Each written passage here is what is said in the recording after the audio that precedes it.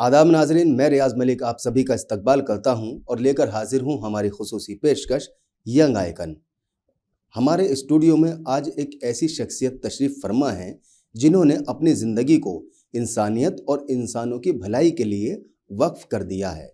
ये पुरअमन तरीके से इंसानी हुकूक के तहफ़्फ़ुज़, इंसाफ और मसावात के लिए सरगर्म अमल हैं। ये ख़ुद को मुसलमानों, सिखों और ईसाइयों जैसे पसमानदा तबकात की भलाई और उनके मसाइल के हल के लिए वक्फ समझते हैं। आइए प्रोग्राम का आगाज़ करते हैं और इस्तकबाल करते हैं नदीम खान साहब का। नदीम साहब, हमारे इस शो में आपका बहुत बहुत इस्तकबाल है। बहुत शुक्रिया आपका बुलाने के लिए। अच्छा नदीम साहब, आप इंसानों की खिदमत, उनकी भलाई के लिए काम करते हैं। इस खिदमत के जज्बे आपके अंदर, ये खिदमत का जो जज्बा है आपके अंदर कैसे आया और कब से इन कामों में आप गामज़न हैं? ये मैं जाहिर सी बात है एक प्रैक्टिसिंग मुस्लिम हूँ, और जब प्रैक्टिसिंग मुस्लिम हूँ तो मेरा जो सोर्स ऑफ द इंस्पिरेशन है वो कुरान है। और खुद कुरान में कहा है कि इंसाफ के लिए खड़े हो जाओ, इंसाफ के अलमबरदार बन जाओ और जी तुम में से हक की आवाज़ बुलंद करो। तो जो असल सोर्स ऑफ द इंस्पिरेशन है वो कुरानिक वर्सेस हैं जिसके तहत मैं काम कर रहा हूँ। और मैं स्टूडेंट लाइफ से एक्टिविज़म में हूँ, लेकिन 2015 में मैंने कॉरपोरेट सेक्टर की नौकरी को छोड़कर और एक्टिविज़म में काम करना शुरू किया था। और उस वक्त से मैं हेट क्राइम, उसका डॉक्यूमेंटेशन और फैमिलीज़ के साथ में लीगल सेटअप्स, इस तरह के कामों से मैंने शुरुआत करी थी। जी जी जी जी। अच्छा, यूनाइटेड अगेंस्ट हेट एक जो आपकी ऑर्गेनाइजेशन है, ये एक बहुत मशहूर मकबूल ऑर्गेनाइजेशन है जो भलाई के लिए ही काम करती है, इंसानों की भलाई के लिए काम करती है। इस ऑर्गेनाइजेशन के बारे में आपसे तफसीली जानना चाहूँगा। ऑर्गेनाइजेशन कब बनी, कौन कौन इसके मेंबर हैं, किस तरह के इसके मेंबर हैं और आप लोगों का कारकर्दगी इसमें क्या है? देखिए, यूनाइटेड अगेंस्ट हेट, जाहिर सी बात है कि इसके नाम से ये ज़ाहिर हो रहा है कि जो ये हेट का और नफ़रत का माहौल था उसके ख़िलाफ़ एक ये पूरी मुहिम थी। कोई संगठन नहीं था बल्कि एक मुहिम थी। और इसके जब जुनैद की लिंचिंग आपको याद होगा 2017 में हुई जी जी फरीदाबाद के आगे वल्लभगढ़ के रेलवे स्टेशन में जी। तो उस वक्त ये हमको लगा कि ये सबसे बड़ा मसला है और इस पे कोई एक ऑर्गेनाइज तरीके से आवाज़ बुलंद होनी चाहिए। और तमाम ऑर्गेनाइजेशंस, तमाम तंजीमों में काम करने वाले लोग, चाहे वो मज़दूरों के लिए काम कर रहे हों, चाहे वो किसानों के लिए काम कर रहे हों, चाहे तलबा बिरादरी के लोग हों, या वो लोग हों जो प्रोफेसर्स हैं या एकेडमिया से आते हैं, या अलग अलग तरीके से, या दीनी जमात के भी लोग हों, उन सब में हमने ये बात तय करी, बात करके, कि हम अपने अपने संगठनों में जो काम कर रहे हैं वो करते रहें, लेकिन नफ़रत के ख़िलाफ़ जो है हमको एक यकजहती के साथ एक आवाज़ को बुलंद करना चाहिए। तो उसके तहत ये यूनाइटेड अगेंस्ट हेट की शुरुआत हुई। और इसके शुरुआती मेंबर्स में हमारे कई सारे अलग अलग साथी थे, जिसमें दो बहुत प्रोमिनेंट नाम हैं जो पिछले 5 सालों से जेल में बंद है, जिसमें उमर खालिद और खालिद सैफ़ी इसके one of the founder members थे। मैं भी one of the founder member था और कई सारे हमारे दोस्त भी इसके फाउंडर मेंबर थे। तो ये कैंपेन हेट क्राइम जहाँ पर होता था उसके ख़िलाफ़ आवाज़ बुलंद करती थी। स्ट्रीट एक्टिविज़म में, यानी कि सड़कों पर जो विरोध प्रदर्शन हो सकता था वो करते थे, और फिर पार्लियामेंट में जो प्रेशर डाल सकते थे वो करते थे। वकीलों के ज़रिए कानूनी मदद देने की कोशिश करते थे। फिर फैमिलीज़ को जो सपोर्ट फाइनेंशियल दिया जा सकता था वो देते थे, और उसके अलावा उसका जो डॉक्यूमेंटेशन का पार्ट है वो भी हम करते थे। अच्छा, जैसे आपने बताया कि 2017 में इस तरह से आप लोगों ने अपना काम शुरू किया उस लिंचिंग वाले वाक़ये से। जी जी। तो मैं जानना ये चाहूँगा कि ज़ाहिर-सी बात है, लिंचिंग उस वक़्त बहुत ज़्यादा उरूज पे थी, जगह-जगह ये खबरें आती थी लिंचिंग वाली। आपको क्या लगता है, जो ख़ासकर हम बात करें कि लिंचिंग के ही लिए आप अपने मकसद में किस हद तक कामयाब हुए? जब हम लोग बात करते हैं तो लिंचिंग जो अल्फाज है वो अपने आप में एक सोशल प्रॉब्लम है। जी जी और हम ये सुन रहे हैं कि एक ज़माने से झारखंड, और ख़ासकर झारखंड के गांवों में, जिस औरत के शौहर का इंतकाल हो जाता था उसको पेड़ से बांध के पूरा गांव मारता था उसकी प्रॉपर्टी पे, that is a social problem. लेकिन मैं अगर अपने तजुर्बे की बुनियाद पर यह बात कहूँ तो मैं हिंदुस्तान में जितनी लिंचिंग हुई हैं तकरीबन 70-80% लोगों के घरों को गया हूँ, केस पे स्टडी करी है, डॉक्यूमेंट बनाए हैं, फैक्ट फाइंडिंग रिपोर्ट्स बनाई हैं। तो ये 80% से ज़्यादा जो हिंदुस्तान में लिंचिंग्स हुई हैं ये पॉलिटिकल किलिंग्स हैं। ये पॉलिटिकल बेनिफिट के लिए कराई गई हैं।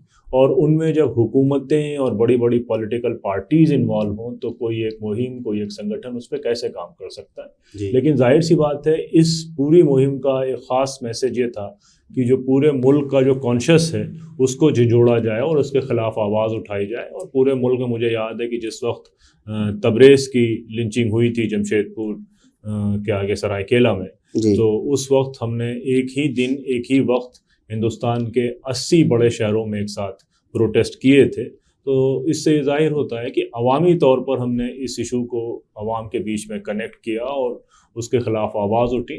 तो इस वक्त तो केसेस में कमी आई है, लेकिन मैं अगर ये कहूँ कि जो ज़्यादातर केसेस हैं 77% लिंचिंग के केसेस उन स्टेट्स पर हुए जहाँ बीजेपी की हुकूमत थी या उसका पॉलिटिकल बेनिफिट बीजेपी को मिला। तो ये सोशल लिंचिंग या मॉब लिंचिंग से ज़्यादा पॉलिटिकल किलिंग्स थी जी जो किसी पर्टिकुलर पॉलिटिकल ग्रुप को या पॉलिटिकल आइडियोलॉजी को या पॉलिटिकल पार्टी को बेनिफिट पहुंचाने के लिए करी गई थी। आपने लीगल लड़ाई लड़ी, आपने लोगों के घर जाके मदद करी, घर घर जाके लोगों से आप मिले, उनके मतलब उनकी तकलीफ को महसूस करते हुए उनके जी गम में शरीक भी हुए।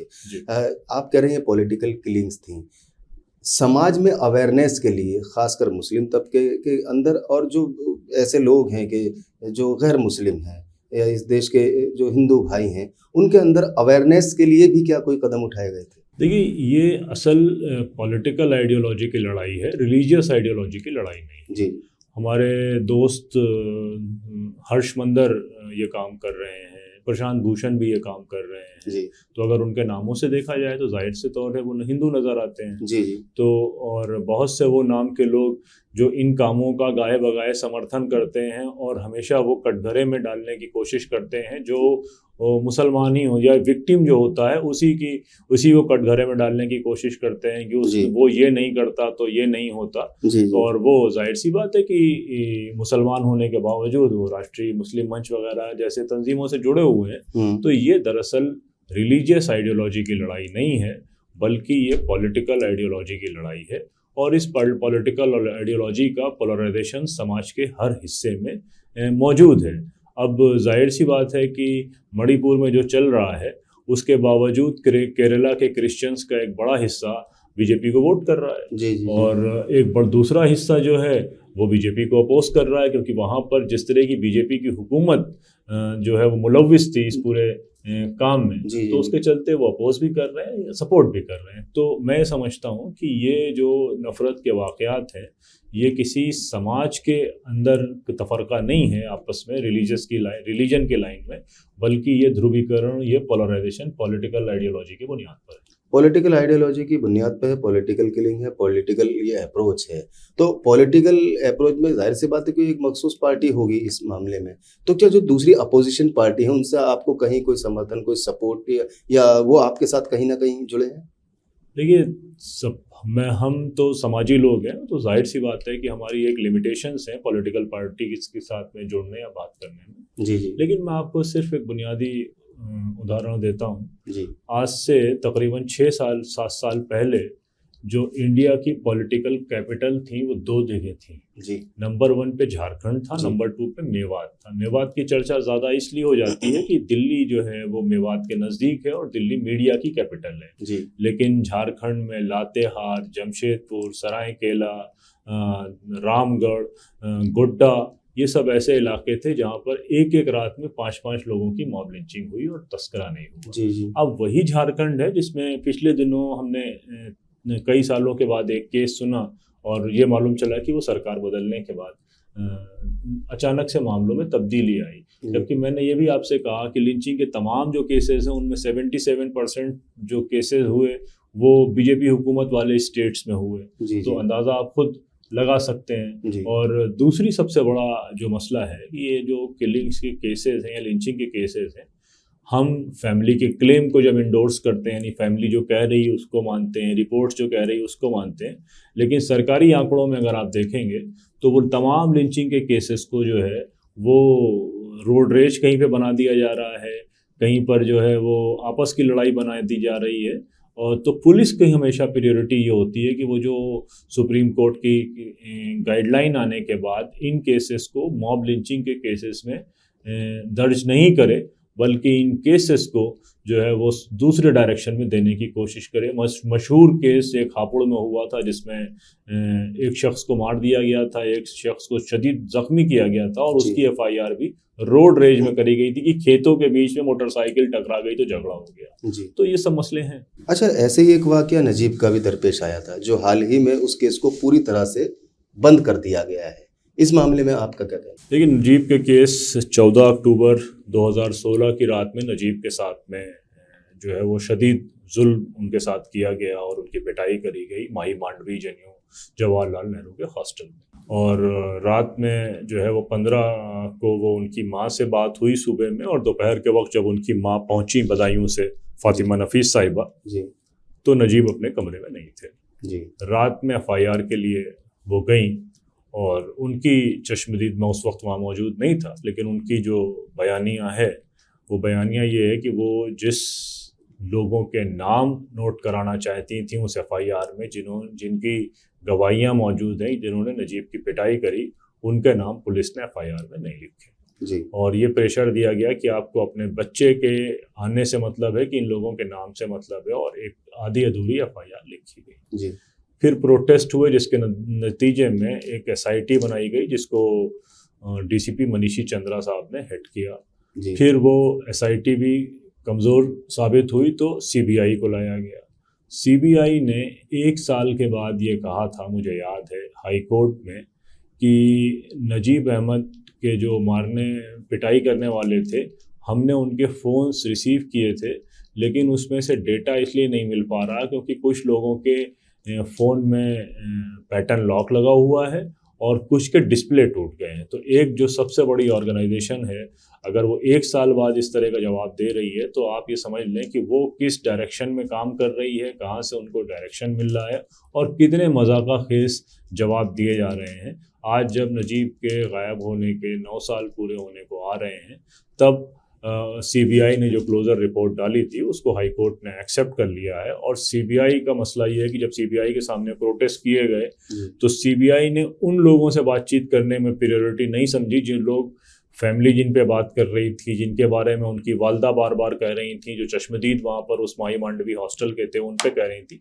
सीबीआई ने 2 लोगों को नोटिस इशू किया था उस वक्त, मुझे और उमर खालिद को, कि आप आएँ और अपना बयान दर्ज कराएं। और वो जाहिर सी बात है कि वो ये मैसेज हमें देना चाह रहे थे कि आप हमारे सामने प्रोटेस्ट क्यों कर रहे हैं। तो सीबीआई की इस पूरी वर्किंग स्टाइल से मालूम चलता है कि सीबीआई ने कभी भी उस केस में शुरुआत ही नहीं करी। हम यहाँ क्लोजिंग की बात कर रहे हैं। बहरहाल हम लोग जो है वो नजीब हमारे लिए मुस्लिम स्टूडेंट्स के प्रीमियर इंस्टीट्यूशन में जो दाखिले हैं या जो उनको एजुकेशन पाने का हक़ है मुसलमान बच्चों को मार्जिनलाइज सेक्शन से, उसकी लड़ाई का एक सिंबल है और हम इस पे खामोश नहीं बैठेंगे। इंशाल्लाह हम इस पे आने वाले दिनों में जल्द से जल्द सुप्रीम कोर्ट अप्रोच करेंगे, जिसके बारे में हमारा काम हो रहा है। और अगर हमको दोबारा से सड़कों पे प्रदर्शन करने की ज़रूरत पड़ी तो हम वो भी करेंगे। क्योंकि आप चश्मदीद गवाह तो उस वक्त के नहीं हैं, लेकिन इस वाक़ये से जुड़े हुए हैं, अच्छे खासे जुड़े हुए हैं। अब सीबीआई ने इस मामले को बंद कर दिया है, आप कह रहे हैं आप सुप्रीम कोर्ट जाएंगे, तो कुछ पॉइंट्स ऐसे हैं कि जिन पे काम हो सकता है, जिन पे काम नहीं हुआ, उन पॉइंट्स को लेकर आप क्या प्लानिंग है आप लोगों की? देखिए, अल्टीमेटली हम तो एक सोशल सेटअप में काम कर रहे हैं। जी जी। हमारे पास कोई गवर्नमेंट ऑथराइज पावर नहीं है जी। तो सबसे पहली बात तो यही है कि जिन लोगों ने पिटाई करी थी उनका इंट्रोगेशन होना चाहिए था जी। उनके कॉल रिकॉर्ड्स चेक करने चाहिए थे, उनके फ़ोन सीज करके उनके कम्युनिकेशन को चेक करना चाहिए था, लेकिन ना फ़ोन चेक करेगा, ना लोगों से बात करी गई, ना उनसे कोई ठीक ठाक बात करी गई।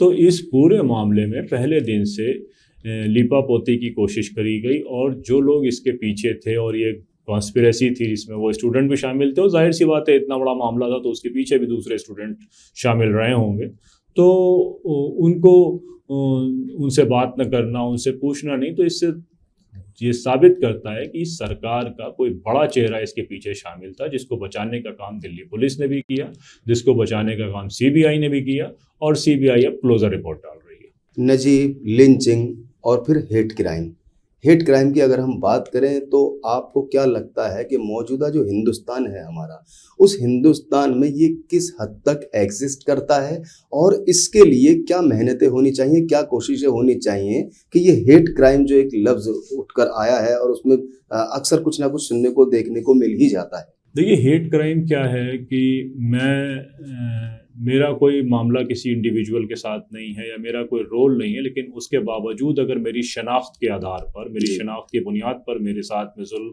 या तशद्दुद किया जाता है तो वो एक नफ़रत मेरी शनाख्त को लेकर है। जी मेरी शनाख्त मेरे रिलीजियस आइडेंटिटी के हिसाब से भी हो सकती है, मेरी शनाख्त मेरी कास्ट आइडेंटिटी के हिसाब से भी हो सकती है, और मेरी शनाख्त मेरे जेंडर की आइडेंटिटी के हिसाब से भी हो सकती जी है।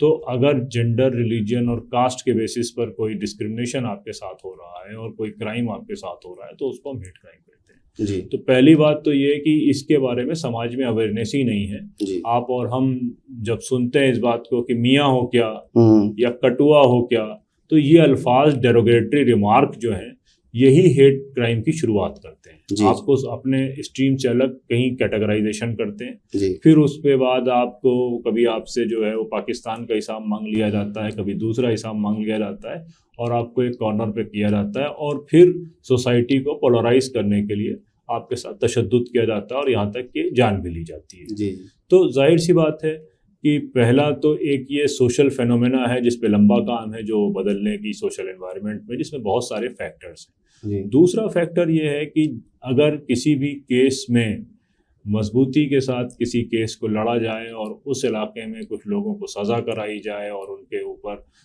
वो एक निशान बने कि जी भाई अगर आप किसी के साथ इस तरह का तशद्दुद करते हैं, इस तरह का क्राइम करते हैं, तो आपको रूल ऑफ द लॉ के ज़रिए आपको इस तरह की सज़ाएं मिलेंगी। जी तो जाहिर सी बात है कि फिर उन पे कामयाबी मिलती है। लेकिन अफसोस की बात यह है कि मैंने जैसे बताया कि ज़्यादातर केसेस बीजेपी रूल्ड स्टेट में होते हैं, तो बीजेपी रूल्ड स्टेट में पुलिस की इन्वेस्टिगेशन पहले तो ये बात साबित करने पर लग जाती है कि ये हेट क्राइम है ही नहीं। जी तो फिर हम जैसे लोगों को आना पड़ता है कि हम पुलिस के खिलाफ, FIR के खिलाफ जाकर लोगों से बात करते हैं, चश्मदीद से बात करते हैं, विक्टिम से बात करते हैं, विक्टिम की सर्वाइवर कह सकते हैं, बल्कि सर्वाइवर की फैमिलीज से बात करते हैं, और हम ये साबित करते हैं कि साहब ये हेट क्राइम था। जी और फिर उसके बाद हम कोर्ट में अपने वकील खड़े करते हैं और पुलिस की थ्योरी से आगे बढ़ के आने की कोशिश करते हैं। तो ताकि दो तरीके हैं, एक लीगल तक काम करने का तरीका है, एक सोशल काम करने का तरीका है। तो इस वक्त हमारे जैसे लोग फोकस ये करते हैं कि लीगल तरीकों से काम करके इस पे सज़ा दिलाई जा सके, ताकि ये केस अपने आप में एक बुनियाद बने और लोगों के अंदर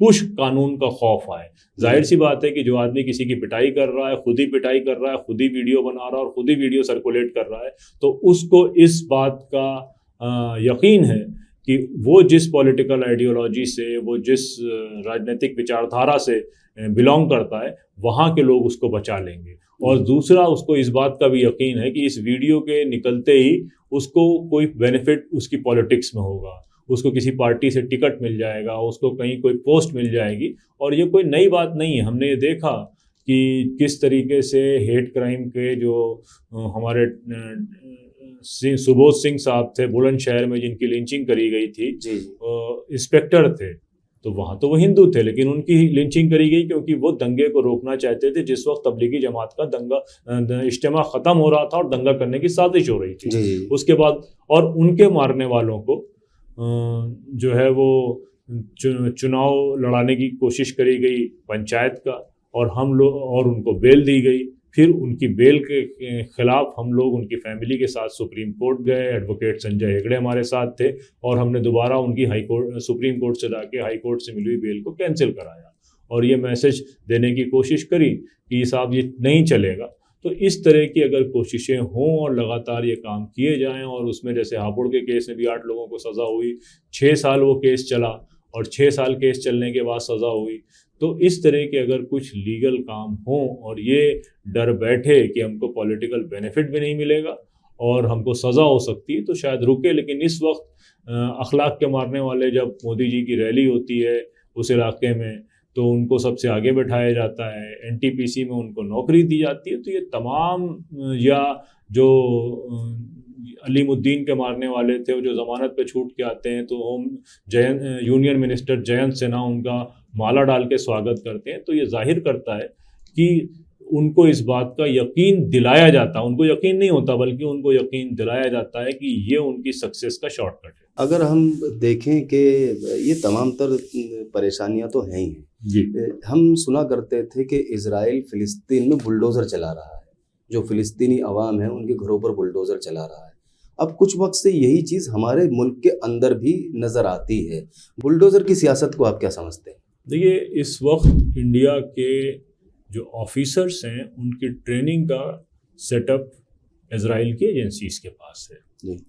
और हमको ये मालूम है कि जो बुलडोज़र, हम लोग बुलडोज़र जस्टिस कहते हैं, फ़िलिस्तीन में ये कैटरपिलर जस्टिस के नाम से मशहूर है, क्योंकि वहाँ पर जेसीबी मशीनों की जगह कैटरपिलर मशीनें इस्तेमाल होती हैं। और ये 1967 से वहाँ पे तजुर्बा किया गया कि जो भी आदमी शक की बुनियाद पर पकड़ा जाएगा उसके फौरी तौर पर उसके घर को गिरा दिया जाएगा।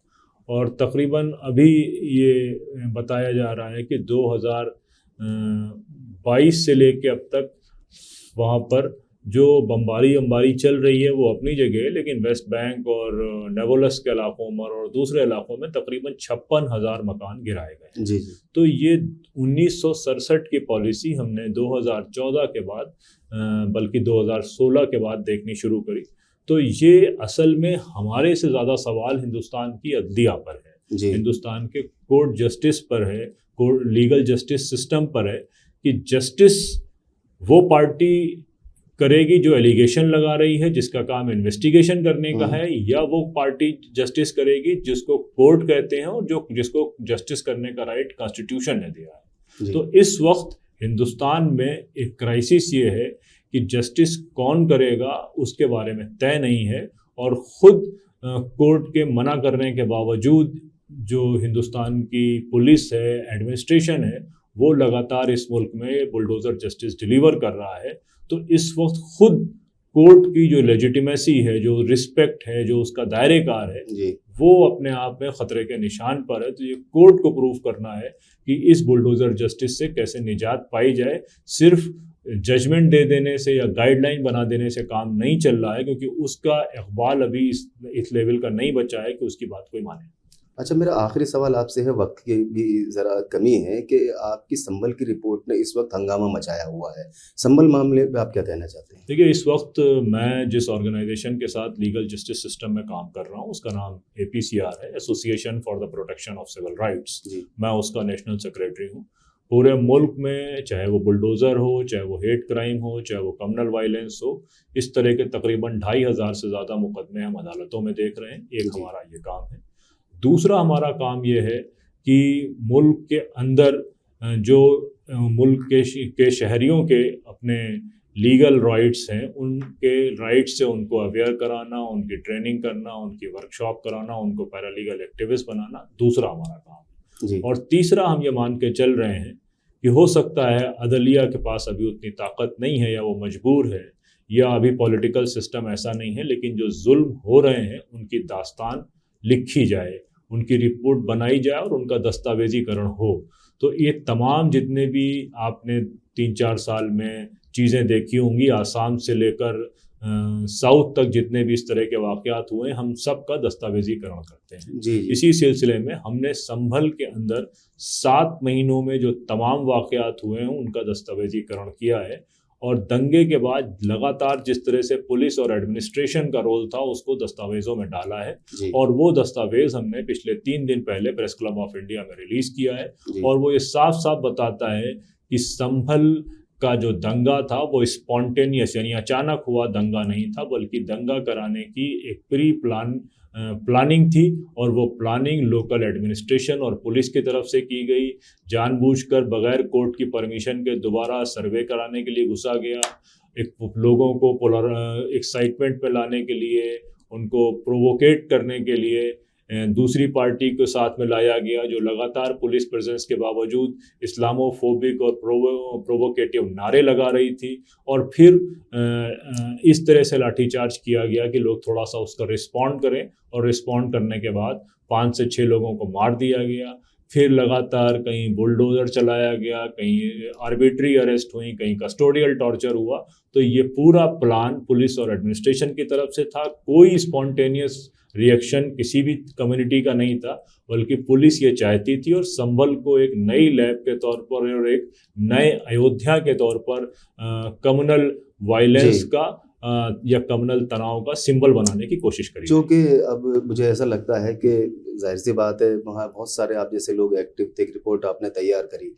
और मुझे उम्मीद है कि नदीम साहब जिस तरह से आप लोग काम कर रहे हैं समाज पे, और इस तरह की जो बदनज़मियाँ समाज के अंदर फैली हैं, उसमें कहीं ना कहीं कमी ज़रूर आएगी और एक वक्त ऐसा आएगा कि ये धीरे धीरे ख़त्म भी हो जाएंगे, लेकिन उसके लिए ज़रूरी है कि आप जैसे लोगों को इस समाज के अंदर बहुत ज़्यादा ज़रूरत है। हमारी दुआ है, हम आपके लिए दुआ करते हैं कि आप जिस रास्ते पे गामज़न हैं, आपको उसमें कामयाबी मिले। फ़िलहाल मैं आपसे इजाज़त चाहूँगा, आप हमारे स्टूडियो में तशरीफ़ लाए, आपका बहुत बहुत शुक्रिया। बहुत बहुत शुक्रिया आपका बुलाने के लिए, बहुत शुक्रिया।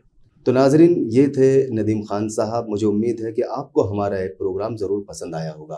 फ़िलहाल अपने होस्ट, अपने दोस्त रियाज़ मलिक को इस वादे के साथ दीजिए इजाज़त, अगले हफ्ते एक और शख्सियत के साथ आपके सामने फिर से हाज़िर होंगे। तब तक के लिए खुदा हाफ़िज़।